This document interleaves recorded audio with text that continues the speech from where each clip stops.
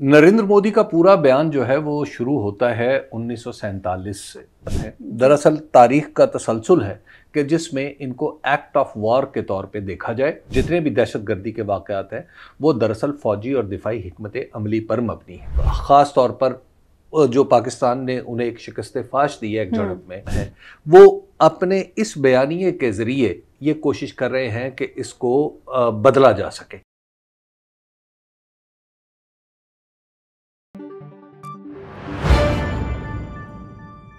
अस्सलाम वालेकुम, मैं हूँ उस्मा नौमान। हबीब अकरम साहब मेरे साथ मौजूद हैं। नरेंद्र मोदी ने गुजरात में एक ख़तरनाक तकरीर की और उसके बाद एक बार फिर से आज उन्होंने इल्ज़ाम आयद किया है पाकिस्तान पर कि पाकिस्तान भारत के ख़िलाफ़ दहशतगर्दी की सरगर्मियाँ जो कर रहा है वो प्रॉक्सी वॉर नहीं बल्कि एक सोची समझी जंगी हिकमत अमली है।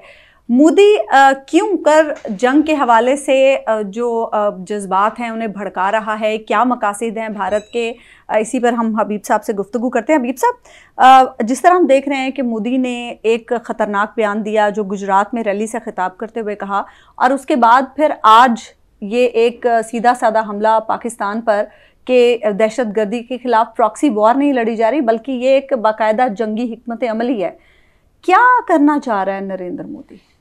नरेंद्र मोदी का पूरा बयान जो है वो शुरू होता है 1947 से, और उसने कहा है नरेंद्र मोदी ने कि कश्मीर में जो दरअसल मुजाहिदीन थे जो 1947 और 48 में वहाँ गए थे और फिर बाद में भारतीय दरख्वास्त पर वो जंग बंदी हुई थी, दरअसल वहाँ से दहशतगर्दी का सिलसिला शुरू हुआ है। तो एक वो पूरा बयानिया बनाने की कोशिश कर रहे हैं इंडिया के अंदर कि भारत ये समझा सके अपने लोगों को कि जनाब ये मामला महज इस हद तक महदूद नहीं है कि जहाँ पे हम ये कहें कि ये इक्का दुक्का वाक़यात है। दरअसल तारीख का तसलसल है कि जिसमें इनको एक्ट ऑफ वॉर के तौर पे देखा जाए और जो जितने भी दहशतगर्दी के वाक़यात हैं वो दरअसल फौजी और दिफाई हिकमत अमली पर मबनी है। तो ये है, अब आप ज़रा देखिए कि ये जो नैरेटिव है वो अपने लोगों को बेचने की कोशिश कर रहे हैं। ठीक है। अब इस नैरेटिव से वो हासिल करना क्या चाहते हैं?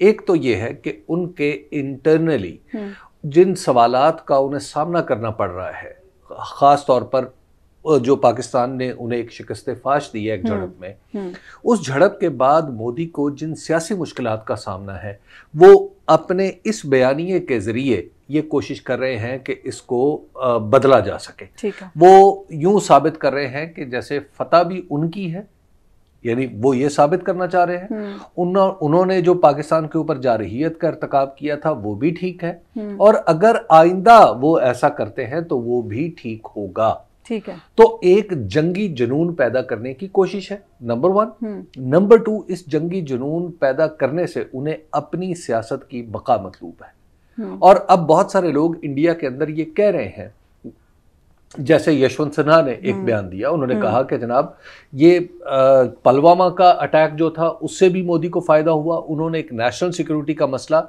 अपने इलेक्शन के लिए इस्तेमाल किया, इलेक्शनियरिंग के लिए इस्तेमाल किया। और अब भी जो बिहार का इलेक्शन हो रहा था वहाँ उससे पहले पहलगाम वाला वाक़या हो गया, और फिर उन्होंने पाकिस्तान के ऊपर चढ़ाई करके ये साबित करने की कोशिश की कि वो मोदी साहब जो हैं वो मतलब दीगर लीडरों से बड़े लीडर हैं, बहादुर लीडरों से बहादुर लीडर हैं। आप ज़रा देखें ना कि वो तारीख़ का जो जिस तारीख़ की जो तशरीह कर रहे हैं मोदी, उसमें वो ये कह रहे हैं कि ये न पटेल की बात नहीं सुनी गई, वल्लभ भाई पटेल की, ताकि पाकिस्तान को पहले से ही ख़त्म कर दिया जाता। इस कांटे को हमेशा के लिए निकाल इस कांटे को हमेशा के लिए निकाल दिया जाता। तो ये एक ऐसी ख़तरनाक बात है जो हिंदुत्व के जो मानने वाले हैं उनको ज़्यादा अपील करती है। तो वो दरअसल अपनी कॉन्स्टिट्यूएंसी को बचा रहे हैं। लेकिन हबीब साहब, अब हम देख रहे हैं कि जिस तरह से पहलगाम वाक़े के बाद मोदी ने एक ऑल पार्टीज कॉन्फ्रेंस बुलाई, कंसेंसस पैदा किया कि उन्होंने किस तरह से जवाब देना है इस हमले का, जो पहलगाम वाक़े के जो कि एक फॉल्स फ्लैग ऑपरेशन ही था। लेकिन अब हम देख रहे हैं कि वो जो एक यूनिटी थी वो कुछ ख़त्म होती नज़र आ रही है हमें, क्योंकि राहुल गांधी सवाल उठा रहे हैं कि क्यों किसने ट्रंप को कहा कि वो सालसी करें जयशंकर इस बारे में हमें बताएं। सेकेंडली वो ये कह रहे हैं कि खारजा पॉलिसी भारत की नाकाम हुई क्योंकि इस सारे मैटर में किसी मुल्क ने भारत का साथ नहीं दिया।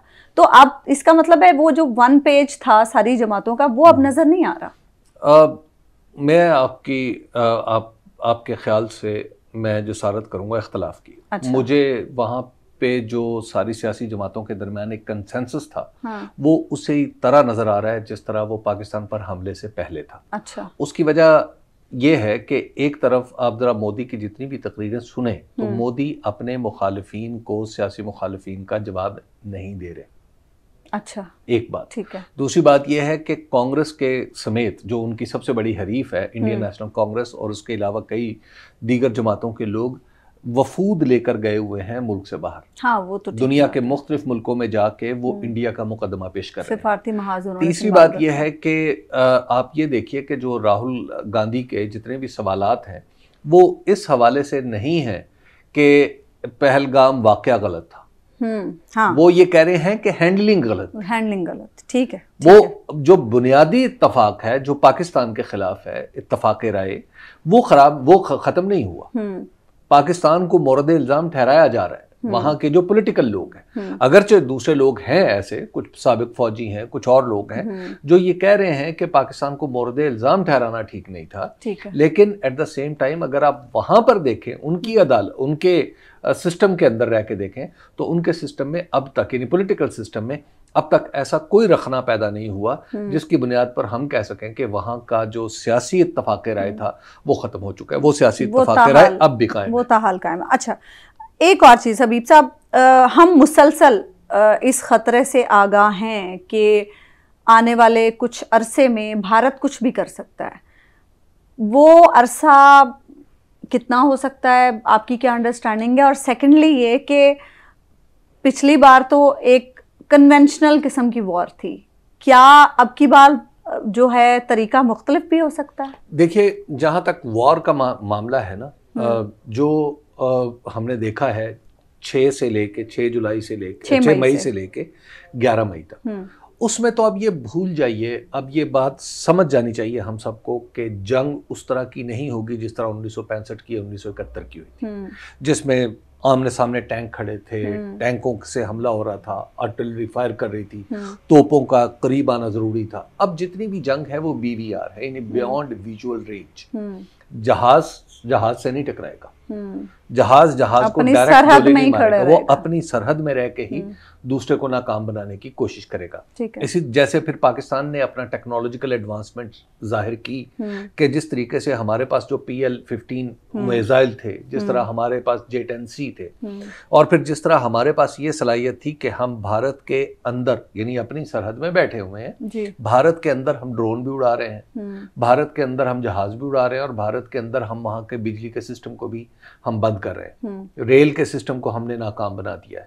तो जब ये सारी चीजें हम कर रहे हैं तो इसका मतलब ये है कि वो भी जंग जो होगी, आइंदा की जंग, वो एक्ट ऑफ वॉर इस तरह का नहीं होगा कि जिसको आप ये कहेंगे कि जनाब फलां शख्स ने, जो बूट्स ऑन ग्राउंड जिन्हें कहते हैं, वो अब नहीं होंगे। हाँ। तो लिहाजा जंग जो होगी वो हाईली एडवांस्ड होगी, टेक्नोलॉजिकली जिस शख्स को, जिस फरीक को बरतरी होगी वो जीतेगा। और दूसरी बात है कि इंटरनल पॉलिटिक्स में जो शख्स जितना मुत्तहिद होगा वो उतने ही एतमाद से जंग लड़ सकेगा।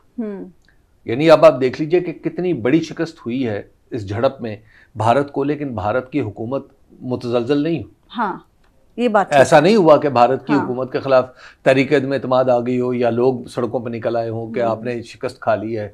ऐसा नहीं हुआ, पूरी दुनिया कह रही है कि आप, भारत ने शिकस्त खा ली है, लेकिन इसके बावजूद वहां पर ऐसा कोई काम नहीं हुआ। तो लिहाजा जंग अगर होती है और जैसी भी हो और उसके नताइज जो भी हों, वो फरीक ज़्यादा मजबूती से और ज़्यादा एतमाद से जंग लड़ेगा कि जो अपने इंटरनली मजबूत होगा। तो अब जंग के आप यूं कह लिए कि 2 कंपोनेंट है। एक पहला कंपोनेंट है इंटरनल, कि आप अपने तौर पर अपने पॉलिटिकली कितने मजबूत हैं, और इसी के साथ जुड़ी हुई बात है कि मुआशी तौर पर कितने मजबूत हैं। सबसे इंपॉर्टेंट पॉइंट तो ये एक हो गया। और दूसरी बात ये है कि आपके पास टेक्नोलॉजी कैसी है, क्या दूसरे को आप दूसरे की सुनने और देखने की सलाहियत ख़त्म कर सकते हैं अपने दुश्मन की, क्या उसके रडार्स पे काबू पा सकते हैं, क्या उसके कंप्यूटर सिस्टम पे काबू पा सकते हैं। तो अब जो जंग का थ्रस्ट है वो ये हो गया है। तो अब जब भी जो भी झड़प होगी वो इसी तरह की होगी। और इसमें एक्ट ऑफ वॉर की डेफिनेशन भी शायद बदल जाए। हाँ। अब एक्ट ऑफ वॉर ये भी हो सकता है कि एक ड्रोन कहीं से उड़ा है और दूसरी जगह चला गया है। अब एक्ट ऑफ वॉर ये भी हो सकता है कि एक वेबसाइट किसी या कोई सिक्योरिटी से रिलेटेड कोई सिस्टम है उसको हैक कर लिया गया है। ये भी एक्ट ऑफ वॉर इस पानी भी तो हमें बताया। और पानी भी एक्ट ऑफ वॉर, उसको तो हम डिक्लेयर कर चुके हैं कि अगर भारत ने ऐसी कोई कोशिश की तो फिर हम इसको एक्ट ऑफ वॉर समझेंगे। भारत ने प्लानिंग तो शुरू कर दी है पिछले, देखिए प्लानिंग करना एक अलग बात है। हाँ। अभी तक की जो प्लानिंग है अगर हम उसको टेक्निकली देखें भारत की तो वो काबिले अमल नहीं है। उसमें ये सोचा जा रहा है वहां पर कि हम जनाब जो चनाब का पानी है वो पहाड़ों के अंदर सुरंग बनाएंगे और पहाड़ों के अंदर सुरंग बनाने के बाद हम उस पानी को डाइवर्ट कर देंगे रावी के अंदर। और रावी के साथ चूंकि नेटवर्क है पूरा भारत के अंदर, तो वो फिर उस नेटवर्क से हम पानी आगे ले जाएंगे। ठीक है। अब अहम बात यह है कि जो सुरंग बनाना है, अगर भारत इस तरह की सुरंग बना सकता तो फिर वो अपनी यानी उसके पास ये टेक्नोलॉजी होती तो अपनी टेक्नोलॉजी को 6 और 7 और 8 9 6 से 10 तक कोई साबित कर सकता। तो लिहाजा उसके पास अभी मैं नहीं समझता कि ये टेक्नोलॉजी इस हद तक मौजूद है कि जहां पे वो इतना बड़ा दरिया इतनी बड़ी सुरंग बना ले जो पूरे दरिया को डाइवर्ट कर सके। तो ऐसा होता हुआ मुझे फौरी तौर पर चले अबीर साहब, आपको ऐसा होता हुआ तो नजर नहीं आ रहा, लेकिन मईशत की जो अभी आप बात कर रहे थे ना, उसमें भारत हमसे बहुत आगे है और हम बहुत पीछे हैं। ठीक है, अस्करी ताकत के लिहाज से हम बेहतरीन हैं, हमने वो साबित भी किया अभी हाल ही में, लेकिन जो हमारी मईशत है इसमें अब हमें कुछ यकीनन करना होगा, अदरवाइज तो हम पीछे रह जाएंगे। देखिए ये बहुत ज़रूरी चीज़ है, इसके लिए हमें तैयारी करना होगी। उसकी वजह यह है कि भारत की पूरी कोशिश होगी कि वो जो भी झड़प हो उसको तूल दे। अब हाँ। क्योंकि मुख्तसर लड़ाई में हमने हमेशा साबित किया है कि हम भारत के हम पल्ला नहीं है, भारत से बहुत भारी है। ठीक है।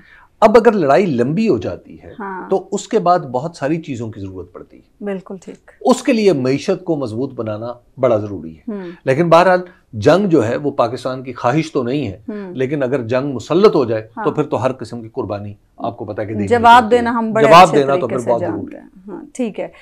लेट्स सी कि भारत अब क्या करता है, क्योंकि मोदी मुसलसल जंगी जुनून को बढ़ाते चले जा रहे हैं, क्योंकि अब उनका ये कहना है कि पहले हमने जंग फौज के थ्रू लड़ी थी, लेकिन अब हम ये जंग अवाम के जरिए लड़ेंगे। हमें इजाज़त दीजिए, अल्लाह ने के बाद।